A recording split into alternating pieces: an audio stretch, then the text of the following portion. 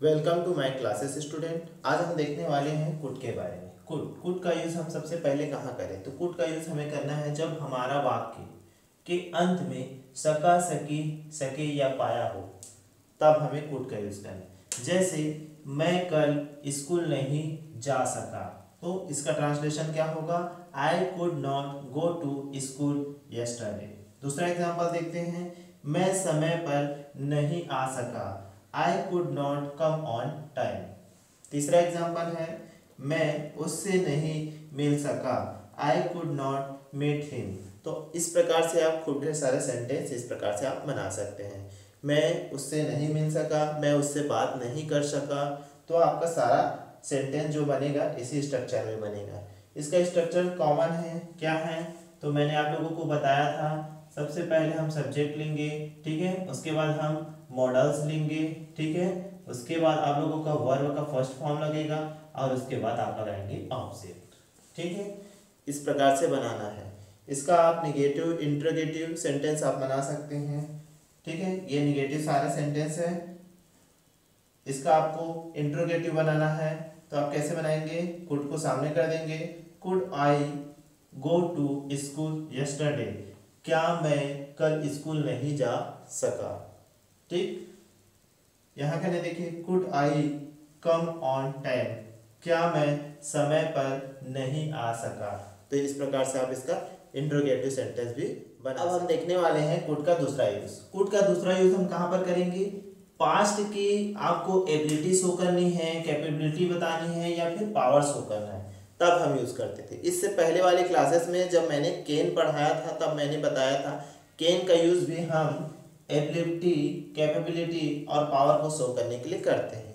वो प्रेजेंट का होता है और यहाँ पर हम पास्ट का शो करते हैं। आप यहाँ पर कई बुक में पाएंगे कि केन का जो पास्ट है वो कुड है। तो जो अभी मैं समझा रहा हूँ यही चीज़ है। यहाँ पर हमें क्या करना है? पास्ट के रूप में यूज़ करना है। इसलिए कई बुकों में बताया जाता है कि केन का जो पास्ट है वो क्या है? कुड है। तो कुड एक पास्ट के रूप में भी हम यूज करते हैं। कैसे? देखिए, I could lift 15 kgs of weight, मैं 50 किलो वजन उठा सकता था। आई कुड स्विम, मैं तैर सकता था। वहां पर हम क्या करते थे? आई कैन स्विम, मैं तैर सकता हूँ, ऐसा बोलते थे। यहाँ पर क्या हो गया? आई कुड स्विम, मैं तैर सकता था। When I was in school, जब मैं स्कूल में था, I could meet my friend, मैं अपने दोस्तों से मिल सकता था, ठीक। तो इस प्रकार से आप खूब ढेर सारे सेंटेंस बना सकते हैं। जब मैं यंग था तो मैं बहुत तेज दौड़ सकता था। When I was young, तो I could run very well, ठीक। तो ऐसे खूब ढेर सारे आप लोगों को सेंटेंस बनाने हैं और प्रैक्टिस करने हैं। तो ये हो गया इसका दूसरा। देखने वाले हैं कुड का तीसरा यूज। कुड का तीसरा यूज है परमिशन या रिक्वेस्ट के लिए। जब हमें किसी से परमिशन लेना हो या रिक्वेस्ट करना हो तो हम कुड का यूज करते हैं।